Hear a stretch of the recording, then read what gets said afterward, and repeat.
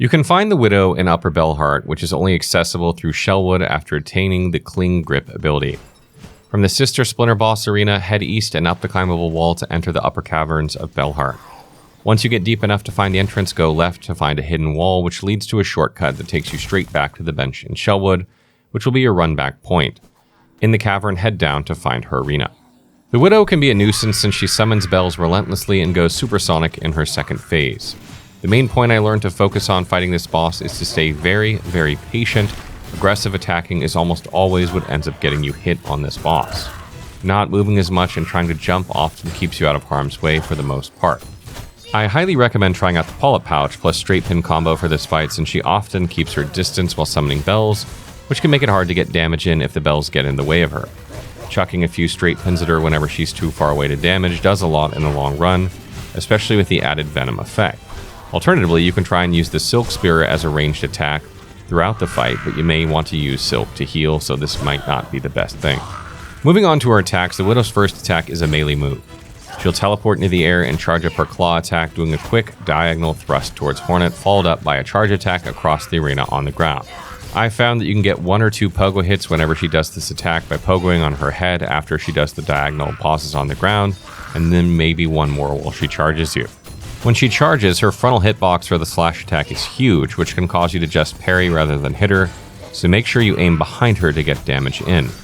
Since this attack does 2 damage if it hits you though, it's better to play it safe and just go for the 1 pogo. Throughout the fight, the Widow will stand in place and pull on strings above to drop some bells on your face.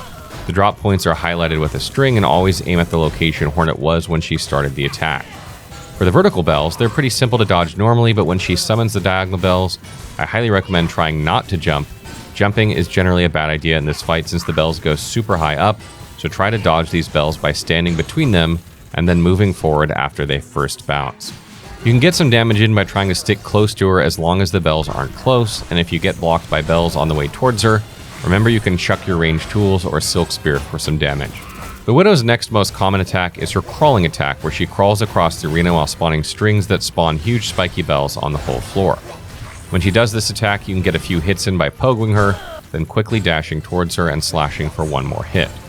To dodge the spikes that spawn behind her, you can pogo on top of them, or to make it more simple, you can jump off the wall and glide over them. Her last attack in this phase is a multi-bell summon where she roars, then summons dozens of bells to fall down in a single part of the arena.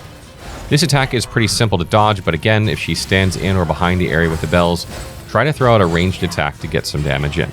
After you stagger her twice, she'll pretend to die only to return for a supersonic phase 2. In this phase, you want to stay defensive rather than aggressive. She'll spawn tons of bells flying around, so you need to make sure that you stay grounded and only make the necessary movements to dodge her and any bells. She'll only have 3 attacks in this phase, which you have to look out for. Her first is a vertical bell summon attack that will now cover intervals of the whole arena, and she can use her other 2 attacks while they fall, her melee attack or another diagonal bell attack. When she uses this, I try to stay in one spot between the bells and jump straight up if she lunges at me or throws another bell. If you end up close to her though, you can get a good amount of damage spamming attacks on her. In summary, make sure you're focused on those bells and her attacks rather than looking for every opportunity for damage. You can throw a bunch of ranged attacks to get good damage in, and the pogos plus close range spam you can get from time to time will easily get you the kill as long as you stay patient.